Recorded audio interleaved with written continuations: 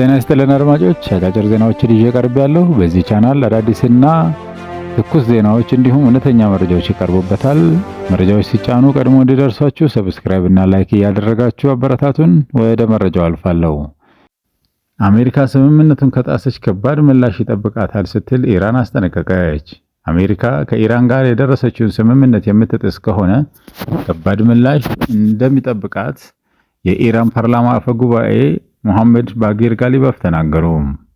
ከአሜሪካ ጋር ለተደረሰው ስምምነት ዋነኛ ተደራዳሪ የነበሩት አፈ ጉባኤው በኤክስ ገጻቸው ላይ የኢራን አብዮታዊ እስላማዊ ሪፐብሊክ መሪው ሙጅታባ ካሚኒን መልእክት ተከትሎ ባሰፈሩት መልእክት ነው ኢራን አሜሪካ የገባችውን ቃል እንድታከብር ያሳሰቡት።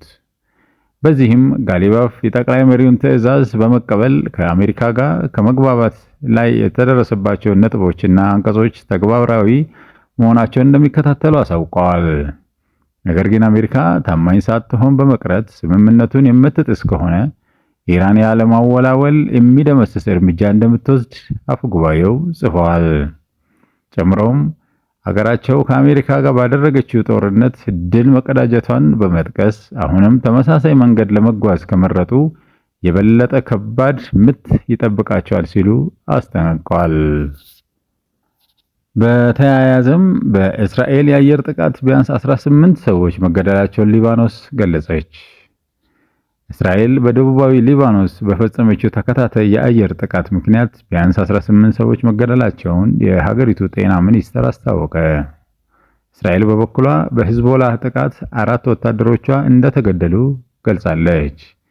የእስራኤል መከላከያ ኃይል ኢላማ ያደረገው ታጣቂዎችን እና በኢራን የሚደገፈው ሂዝቦላ የሚጠቀምባቸውን መሰረተ ልማቶችን እንደሆነ ተናግረዋል። ኢራንና አሜሪካ የደረሱበትን ስምምነት ሊባኖስን ጨምሮ በሁሉም ጦር ግንባሮች ተኩስ አቁም ማድረግን ያካትታል። ስምምነቱ ላይ ከተደረሰ በኋላ እስራኤልና ሂዝቦላ አንዳቸው በሌላኛው ላይ ጥቃት መሰንዘር ቀጥለዋል። የእስራኤል ጠቅላይ ሚኒስትር ቤንያሚን ኔታንያሁ ጦራቸው የደህንነት ማስከበሪያ ቀጠና ካሉት ደቡባዊ ሊባኖስ ለቆ እንደማይወጣ ድጋሚ ተናግረዋል። ፕሬዝዳንት ዶናልድ ትራምፕ በትሩዝ ሶሻል ማህበራዊ ሚዲያቸው ላይ ባጋሩት ጽሑፍ የተኩስ አቁም በሁሉም ግንባሮች ይተገበራል ብለው እንደሚያምኑ ገልጸዋል። ይህንን ተከትሎ መካከለኛው ምስራቅ ከመቼውም ጊዜ በላይ እንደተወጠረ ይገኛል። አሜሪካ በህወሓት መሪዎችና ቤተሰቦቻቸው ላይ የቪዛ ማዕቀብ ጣለች። አሜሪካ በኢትዮጵያ ያለውን የሰላም በማናጋት ውስጥ ተሳታፊ ናቸው ባሏቸው አክራሪ የህወሓት አባላትና የቅርብ የቤተሰብ አባሎቻቸው ላይ የቪዛ ክልከላ መጣሉን አስታውቋል።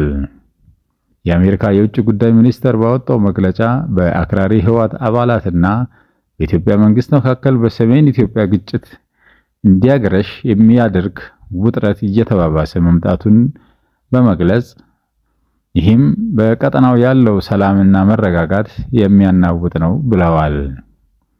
በዚህም ምክንያት የውጭ ጉዳይ ሚኒስትር ማርኮ ሩቢዮ በተሰጣቸው ስልጣን መሰረት በአክራሪ የህወሓት አባላትና ቤተሰቦቻቸው ላይ የቪዛ እገዳ መጣሉን መስሪያ ቤታቸው አሳውቀዋል።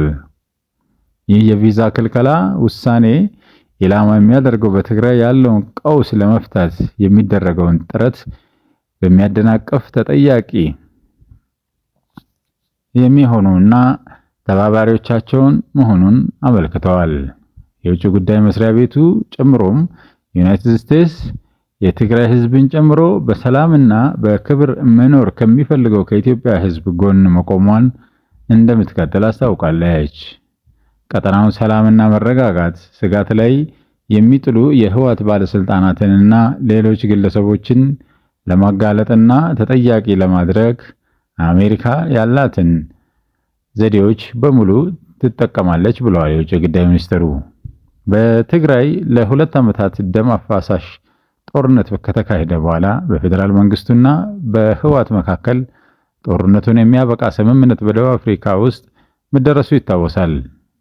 በስምምነቱ መሰረት በትግራይ ጊዜያዊ አስተዳደር ተመስርቶ ለ2 ዓመት ከቆየ በኋላ ህጋዊ እውቅናው የተሰረዘበት ህወሓት ለጦርነቱ ምክንያት ከሆኑት መካከል አንዱ በሆነው የተናጠል ምርጫ ተመስርቶ እንዲፈርስ የተደረገውን የክልሉ ምክር ቤት በመመለስ ስልጣን ይዘዋል። ይህንንም ተከትሎ በህወሓትና በአሜሪካ በህወሓትና በኢትዮጵያ መንግስት መካከል ከባድ ፍጥጫ ላይ ናቸው ያሉት። አድማጭ ተመልካቾቻችን ለዕለቱ ያልናቸው ዜናዎች ይህንን ይመስሉ ነበር። ሰላም።